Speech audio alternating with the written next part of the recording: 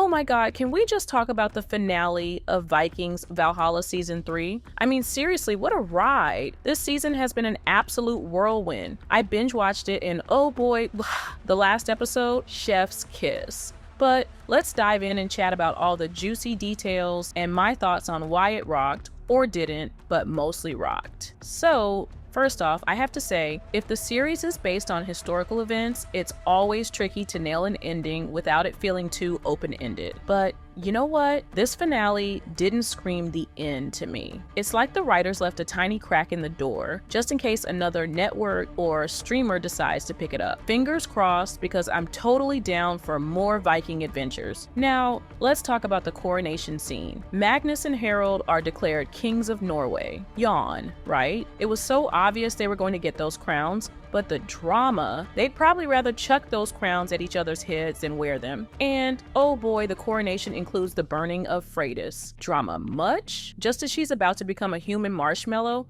Freydis calls out to the gods. Next thing you know, random fires start spreading around the village. Leif, ever the clever pyromaniac, uses the same chemical from Sicily to set everything ablaze. Genius! The villagers of Kattegat start losing their minds, thinking Freydis has called down some divine retribution. Harald looks all smug while Magnus is basically having a meltdown. Then out of nowhere, Leif swoops in and frees Freydis. Go Leif! A bunch of guys whisker away and it's pure chaos.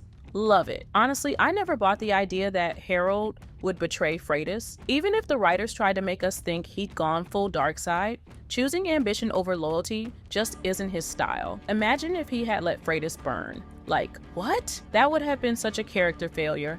Instead, we get a well-directed episode that stays true to their bonds. In a super intense moment in the woods, Harald tells Freydis he had to stop her from offing Magnus because, you know, kingly duties and all that. Freydis is annoyed, well, I would be too, but there's this beautiful moment where they just get each other. It's like, despite all the chaos, they're still on the same wavelength. And let's not forget Leif and Freydis setting sail for the Golden Land.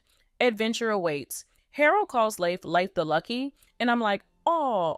Then comes the heart-to-heart about Harald's son, Harald II. Freydis describes him as a mini Harald, brave, strong, and caring. Harald's all like, I'm not that guy anymore, but Freydis is like, yes you are. I see it in our son. Such a sweet, emotional moment. I was practically tearing up. I'm really happy that Freydis and Harald had this final scene together. They're definitely the most interesting characters, and their stories have been so compelling. It's a bummer that the series has to end, but at least it ended on a high note for them. And then we get the ultimate Viking finale. Harald orders Magnus to be chained up and tossed into a cell. Magnus's followers are not thrilled, but Harald stands tall, embodying the fierce masculinity we've come to expect. He declares himself Harald Hardrada, and the crowd goes wild, chanting his name. It's such a powerful moment, and it's exactly the kind of ending we'd want for him. So, yeah.